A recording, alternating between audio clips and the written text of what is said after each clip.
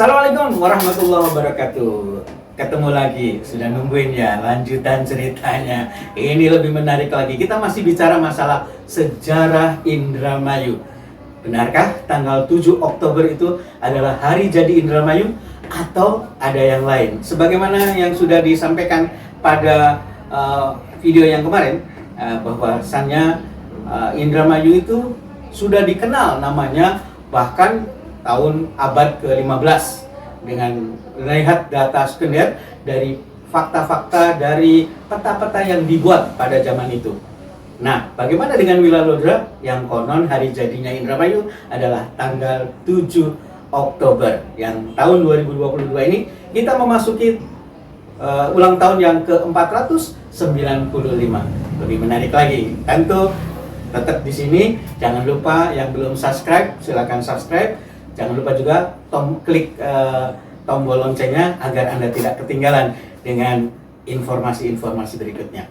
Saya hari ini masih juga ditemani teman saya, seorang penulis yang kali ini bukunya akan segera rilis dan Anda bisa memesan langsung, yaitu Wilalodra abad ke-17. Tentunya disinilah perjuangan Wilalodra digambarkan secara data yang valid. Kita kembali berbicara dengan Mas Iskandar. Ini kita misalnya bicara tadi ya, Mas Iskandar pada pertemuan yang lalu sudah bicara bahwa menurut peta sudah ada di tahun 1606 minimal. Ya, minimal 1606 sudah ada di situ data Indramayu. Ada juga yang ditulis oleh pelancong Tom Pires juga, Cimano, Bandar Cimano. Itu pelabuhan terame di Jawa. Nah, sedangkan untuk Wilalodra sendiri tadi sudah disebutkan. Nah, ini faktanya seperti apa nih yang sudah menyebutkan bahwa ada tanggal 2 Juni, bahwa sebenarnya adalah Wilalodra ini adalah Bupati Mataram ya Mas ya? Bupati otonom Mataram. Ya, ini jelasnya bagaimana Mas ini semuanya? Ya, jadi berdasarkan setelah kita menginventaris sumber-sumber sejarah baik sumber sekunder berupa Baudobat Indramayu, Cirebon, Bagelen, Purworejo, kemudian juga Sarasilah dari keluarga, silsilah. Kemudian dikorobasikan, diverifikasi dengan sumber primer. Dalam hal ini sumber primernya yaitu catatan harian VOC atau DAP Register yang sudah kami konsulkan dengan para dosen sejarah atau sekelas UGM ya, Dr. Margono. Kalau bisa kita nyatakan secara kajian sejarah, Wilalodra adalah tokoh historis yang eksis di tahun minimal 1678 secara data primer. Untuk kalau kita cross check ke kajian sumber sekundernya untuk mendukung primer tadi, bisa jadi sejak 1620 masa hidup muda beliau menjadi pasukan Mataram di 1629, kemudian juga tercatat di dalam register 16663. Beliau dituliskan sebagai penunggak hutang. Salah satu penunggak hutang dari mendiang janda Belanda. Dan beliau tidak menggunakan gelar ngabehi, hanya Kiai Wilalodra, artinya beliau tidak menjabat jabatan birokrasi saat itu. Hanya gelar bangsawan Kiai. Kiai itu gelar bangsawan saat itu sebelum mengecil maknanya menjadi guru ngaji dan guru agama. Jadi Kiai Kopek, misalkan dulu Kiai itu gelar kehormatan, jangan salah persepsi. Nah, kemudian fakta di sini sebenarnya gini kan. Nama Dermayu atau wilayah desa Dermayu itu sudah ada terlebih dahulu. Beliau kemudian ketika tidak kembali ke Mataram mencoba perundungan. Sebenarnya beliau tidak cocok dengan kebijakan Sultan Agung. Itu hasil saya dari wawancara dengan orang banyak murid. Maka beliau tidak mengabdi di Mataram lagi. Tidak lebih kepada Kerajaan Mataram saat Sultan Agung. Karena memang Sultan Agung itu kan bertaruh saat usia muda, keras dan ambisius. Kegagalan Mataram menyerang VOC juga menjadi pertanyaan besar dalam kajian sejarah. Pasukan segitu banyak memobilisasi hanya menyerang benteng kecil, gagal. Ada apa? Pasukannya tidak kompak. Apakah ada nuansa bahwa pejabat Mataram tidak saja sekata bahwa VOC harus diserang? Bisa jadi ada isu-isu lain seperti itu. Seperti korbannya di Pati Ukur. Ya semacam itu. Jadi Wilalodra termasuk orang yang akhirnya kecewa dengan kebijakan Sultan Agung. Dia tidak mengambil itu Mataram. Kemudian bisa jadi menjalin usaha perniagaan, makanya terjebak hutang saat tahun 1663. Namun beliau bisa muncul lagi di era cucunya Sultan Agung, itu Sunan Amangkurat II. di mana pola kebijakan kerajaan sudah berdamai dengan VOC dan bersekutu untuk memperkuat lagi Mataram.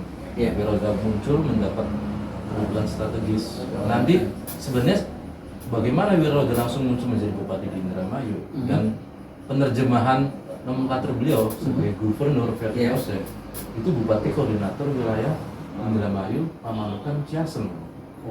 Karena itu wilayah-wilayah otonom Mataram, walaupun di Ciasem ada bupati juga, Pamanukan juga ada Wangsatanu, tapi Wiraudara sebagai punya Mataram juga dia mengawasi kedua bupati tadi ya. Sedangkan beliau sebagai regen atau bupati Indramayu mengapalai saat itu catatannya sebanyak 270 cacah, mulai dari desa Pasekan sampai Losarang. Itu saya sajikan petanya ada di buku. Jadi Indramayu saat itu baru diisi 270 cacah. Ini bilangan penduduk ini bisa naik turun karena saat era kerajaan itu setiap angkatan perang meninggal sudah lelaki, 1000 lelaki itu biasa ya. Jadi ada satu daerah yang tadinya banyak orang, tiba-tiba hilang, itu biasa. Jadi beda dengan zaman dulu. Makanya saya selalu pesan ketika mengkaji sejarah jangan menggunakan nilai rasa dan perspektif modern. Apalagi era 1628 Sumpah Pemuda dan Angkatan 45 itu sangat berbeda. Kesadaran nasional beda, kondisi sosialnya berbeda, sudah tidak ada perang fisik yang sangat masif. Nah, ketika faktanya seperti itu, maka bagaimana kita kaitkan dengan penetapan hari jadi yang oleh tim Pemda ditetapkan tahun 77? Sebenarnya saya juga menemukan banyak kesaksian ya dari Pak Urip Sucipto, sahabat kita, bahkan salah satu anak dari salah satu tim perumus sejarah tahun 77 almarhum Pak Samara kalau tidak salah. Bahkan beliau juga yang memberikan tulisan tentang sejarah. Jadi perlu diketahui buat Mas Urip Sucipto, salam sehat terus, sangat bermanfaat. Kesaksian tokoh masih hidup, saksi hidup diantaranya adalah. Ini penting Kang untuk netizen memahami bahwa tahun 77 itu kan belum semua daerah tingkat 2 Jawa Barat memiliki logo daerah dan buku sejarah peradabannya. Hari jadinya penetapan, makanya saat itu dibutuhkan menyusun untuk itu. Maka terjebak dengan waktu, penelitian dan keterbatasan data, ditambah ya mohon maaf keterbatasan mungkin SDM Indramayu saat tahun 77 loh Kang. Saya pun lahir 87 gitu. 10 tahun. Di sini saya pengen pesan ke teman-teman, kita harus apresiasi terhadap teman-teman senior sepuh kita, tim perumus sejarah tahun 77 termasuk Bupati Jahari, Bupati Haji Dasuki, itu sangat saat itu zaman itu saya baca buku yang tebalnya itu, ini sangat realistik yang sangat lumayan gitu.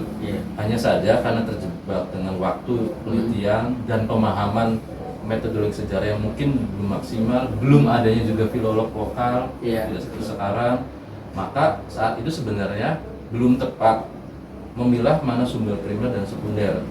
Asal diketahui Kang, buku tahun 77 sudah memasukkan catatan harian dari VOC. Sebetulnya sudah ada Wiraudara. Cuma beliau bingung karena berdasarkan frontal yang dari terakhir ini, Wiraudara diidentikan dengan Indriwijaya yang bertemu dengan Sunan Gunung Jati, sehingga kan dianggap tokoh 1500-an. Dan saat itu belum memahami, tidak familiar dengan lontar-lontar atau naskah babat. Tidak seperti sekarang media sosial. Sekarang sudah terbuka. Jadi lihat satu lontar aja, wah kuno gitu. Apalagi turutin dulu pewaris kan mungkin ini zaman Majapahit, sehingga tidak diuji. Padahal tidak usah tes karbon. Dari bahan sudah kelihatan. Dari bahasa yang kita sering dengar dari Bagawan kita pas kualifikasi bahasa Jawa Baru. Harusnya bahasa Jawa apa? Jawa kuno. Nanti juga sebenarnya teman-teman bisa pelajari lontar-lontar kuno itu dari physically-nya ya, ada di Perpustakaan Nasional Indonesia Jakarta. Jadi sebenarnya rontal dan kulit penjangan ini klasifikasi masih masuk sumber sekunder.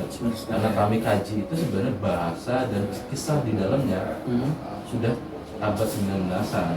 Sudah bisa menyebut merosotnya terakhir generasi ke-7 itu kan berarti melampaui. Dan kemudian juga tokoh Indriwijaya saya bahas tersendiri, apakah dia identik dengan Wiraudara atau tidak, itu bisa baca di buku saya. Ataukah siapakah sebenarnya Indriwijaya? Ataukah beliaulah sebenarnya penguasa Cimanuk saat Tombels datang, ketika Indra masuk dalam naungan Sunda dan agamanya masih Sunda Wiwitan. Atau yang itu yang sekarang 495 adalah Indriwijaya. Bisa jadi seperti itu kan?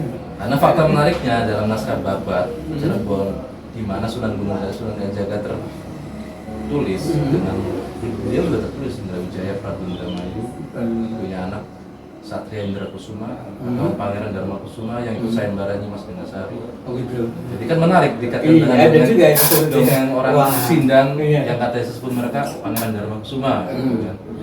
Di Indramayu saat itu ya bisa jadi keprabuan. Ya, artinya Bupati Indramayu bisa juga Indra Wijaya yang punya Pangeran Dharma Kusuma. Ya, lama.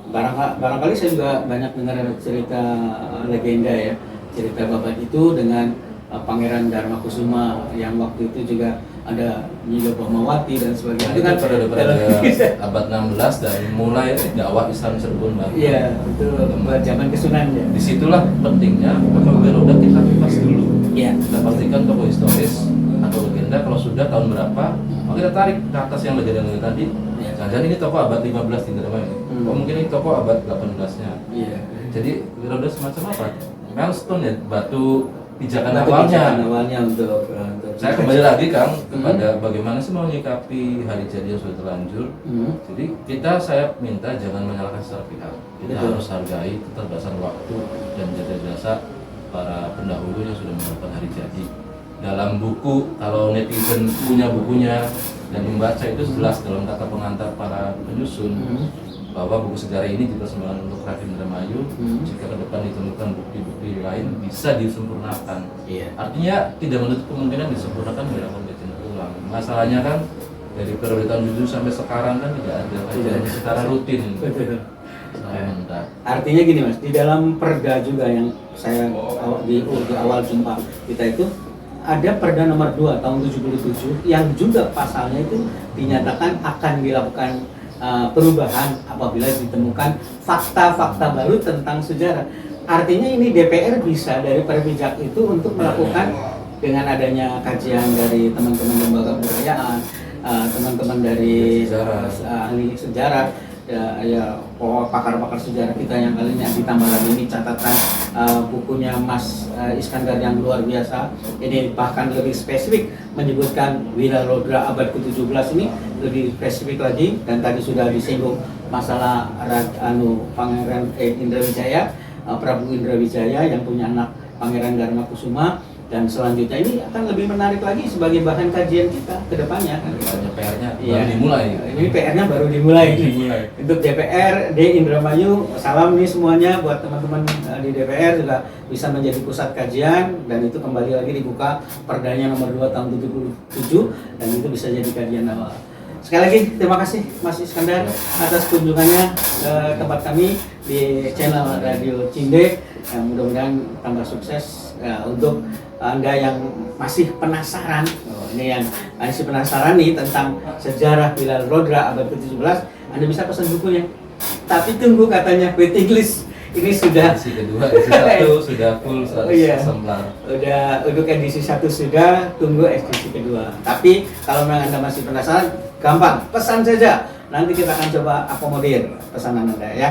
Sekali lagi terima kasih Mas Iskandar ini atas kunjungannya. Semoga bermanfaat. Semoga masyarakat Indramayu juga meningkatkan literasi, Ya, kritis, dan segala hal yang pengen diketahui diikuti, jangan diamkan. Jangan dibiarkan begitu saja lewat. Kali terima kasih yang sudah bergabung, dan terima kasih juga untuk Lembaga Kebudayaan Indramayu, Dewan Kesenian Indramayu, kemudian juga para sesepuh, Mas Supali Kasim, Mas Tata, ini penulis, ini Mas Roni, juga terima kasih, Mas Hatta, terima kasih sudah juga berkontribusi banyak tentang sejarah Indramayu. Sekali lagi terima kasih semuanya. Sampai jumpa di episode yang lain dengan cerita yang lebih menarik yang lainnya. Assalamualaikum warahmatullahi wabarakatuh.